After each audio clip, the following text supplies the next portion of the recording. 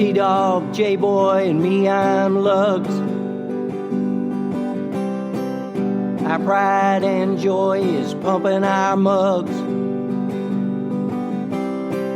Be careful, kids, it could get rough. We're flipping our lids on sports and other stuff.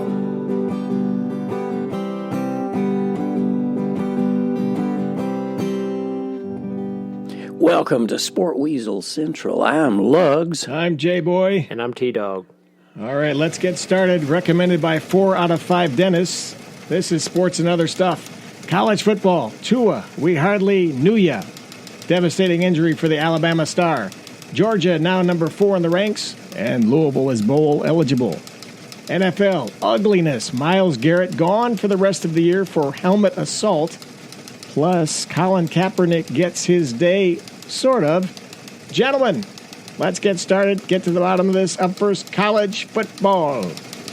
I guess the major headline would be Tua Tagovailoa. Sorry, Viola. Yeah, that was just sad to watch. But I don't know. I gotta think. He just seems brittle. You know, it's both ankles and hip within 2-year period. That's not good. Well, the one thing that was like really troubling is like at first they said it was dislocated, and again I don't know the severity, but I think Jim Nagy, who runs the Senior Bowl, he was the first to kind of note that I guess so he sent out a tweet that it was actually a fracture. Now, also depending on the severity, because obviously with any injury, there's different degrees of severity.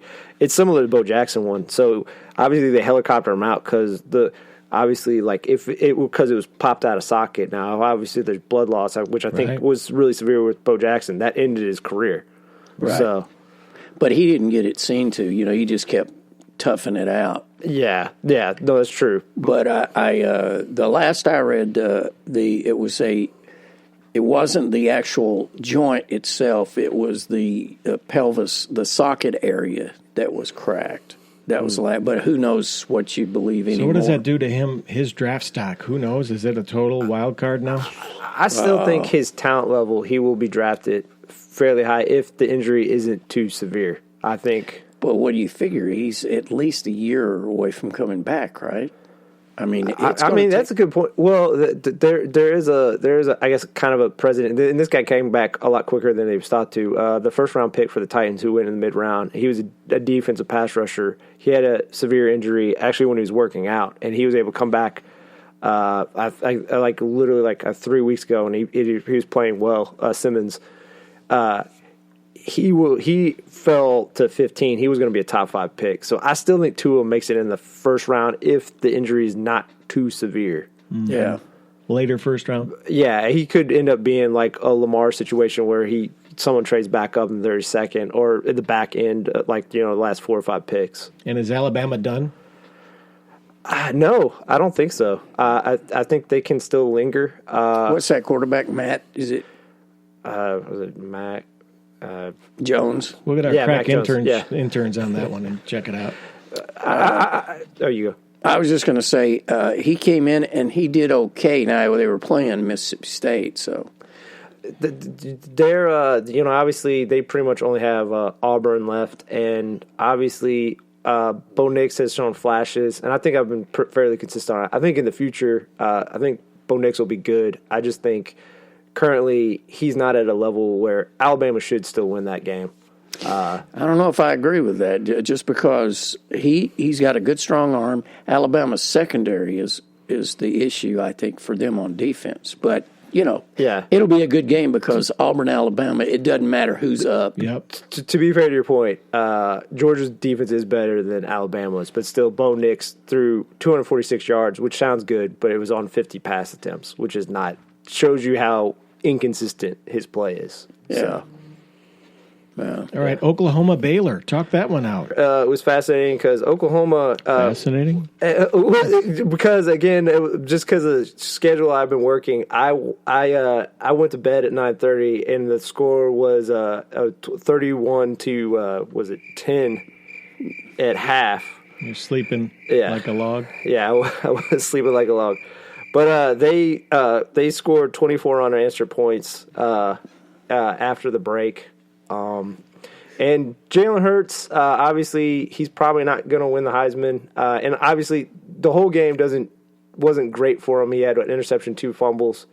But his play on the back half, I mean, he threw 4 touchdowns, threw for 296 yards, rushed for 114.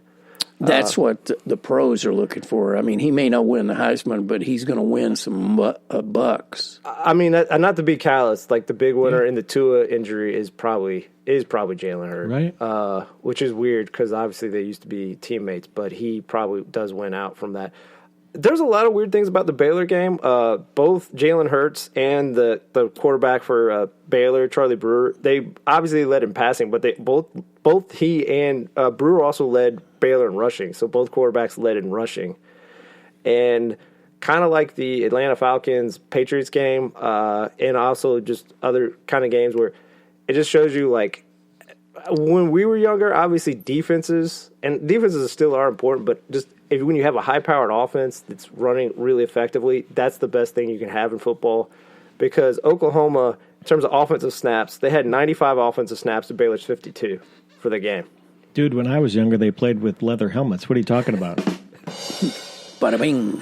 Mike Ditka was a starting player. And kind of going back to the Alabama, are they out of it? No, but Oklahoma, with that win, they have TCU and Oklahoma State. Oklahoma State is ranked. Yep. And then they will probably play. Obviously, they're going to play in the Big 12 championship, and it definitely probably will be Baylor, regardless of what Baylor does in their next 2 games. So that'll be 2 quality wins probably.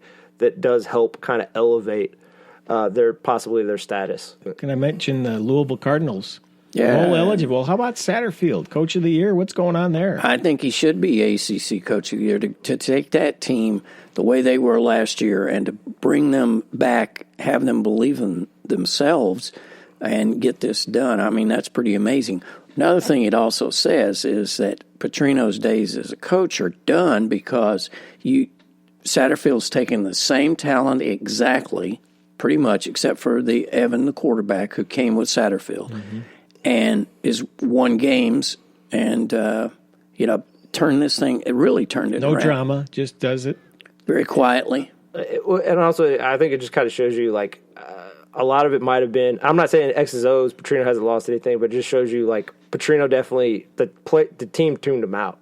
Because obviously Satterfield, I think the kids and the people in the program have bought in, and obviously if people are actually invested, you'll get an effort where I'm sure a lot of those guys clocked out because it seems like Petrino did. You look at their schedule; they have Syracuse and have UK. They could win 8 games.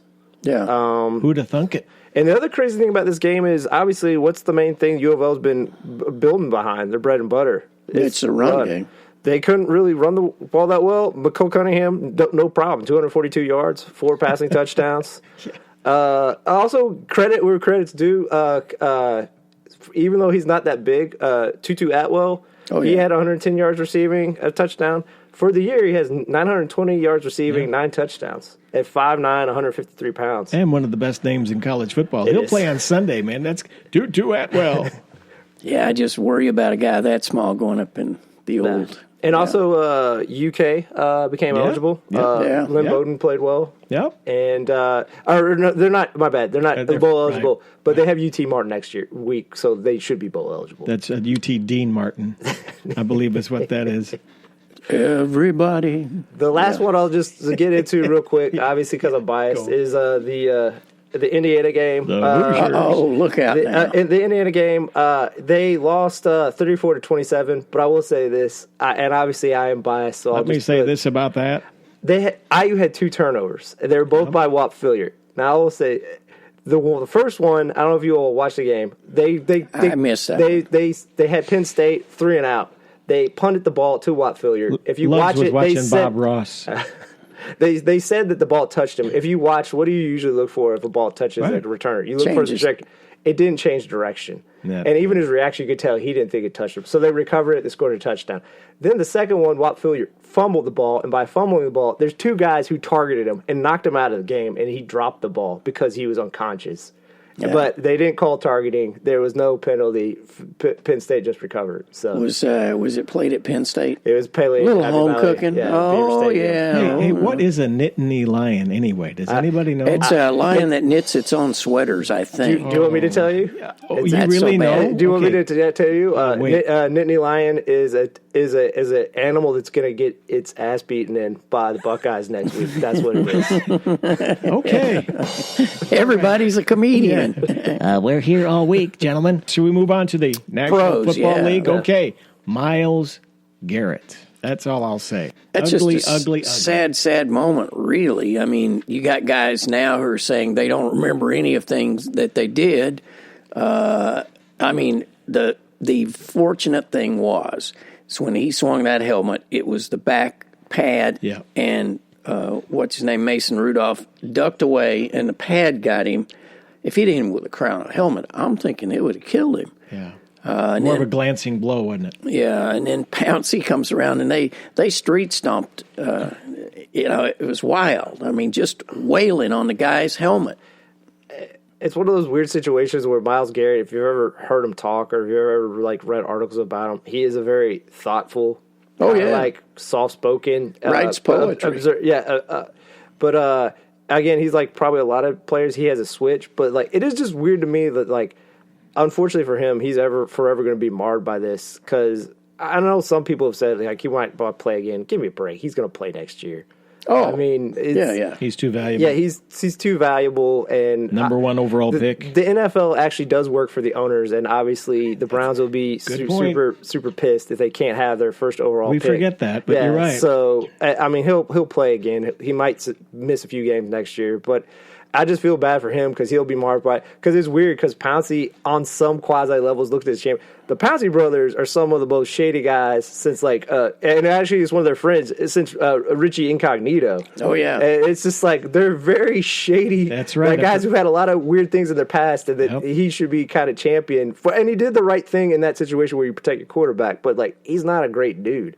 Whereas, like I said, it's it was an opportunity for him to street stomp somebody. Let's get that. And look, Mason Rudolph, I'm not giving him a pass either. He wouldn't let go of the helmet, which probably set something off. So it's one of those situations where he hasn't been suspended yet. Where honestly, it would probably help the Steelers if he was suspended because the guy behind him actually played decently well. So he's a champion duck caller. Nice. He literally is. He's a champion Duck Dynasty kind of a guy. Yeah, he plays in fatigues. Okay, in the green room, Lugs and I have talked about this before the show. Mm-hmm. Will we see someone die on an NFL field in the next 10 years? It's getting close, guys. Yeah, when you get to guys scary. that big, roided up, it can get out of hand real quick. Apparently, law enforcement's not allowed on the field. The referees are the ones who are the controlling factor on a football field. Now, if a guy pulls out a pistol, but just I don't think we have Last Boy Scout where guys run down the field, pulls out 9mm, start zipping everybody. What are your thoughts on that, T-Dog? I mean, it's definitely in the realm of possibility because, to be fair to your all's points, just bigger, faster, stronger, it has become a point where you have guys that are 6'6", 270 that can run ridiculous. 4'4". I mean, Aaron Donald came into the league 290, 6 foot. I mean, obviously compact, but he ran like a 4'6". I mean, if a guy that big gets a running start and accidentally hits you right in the ear hole, that could be it. Mm-hmm. Well, speaking of the ear hole, that Pittsburgh game, which one was the guy who left bleeding from his ear because he took a lick, and that's where it all got really started? I don't know. So those two play again when? 2 weeks? Yep. Yeah, they do. And I bet you they're going to move that up in prime time because think about it. Everybody's going to want to see that game. How much security will be on those sidelines? You don't think they'll – No, because both those teams are mediocre. It doesn't matter. It's a blood sport, man. They're going to play that one in England and start it at 9 a.m. like they normally do. They'll play at Tottenham Spurs. No, they're going to make that up, because that's where they're going to get viewers. People are going to tune in for that. They are. All right. It's rollerball. It's rollerball, man. Roll it away. It's slap shot. Bring on the Hansons. Paul Newman's dead. The Hansons probably are too. Okay, other things worth noting. Let's move on from Myles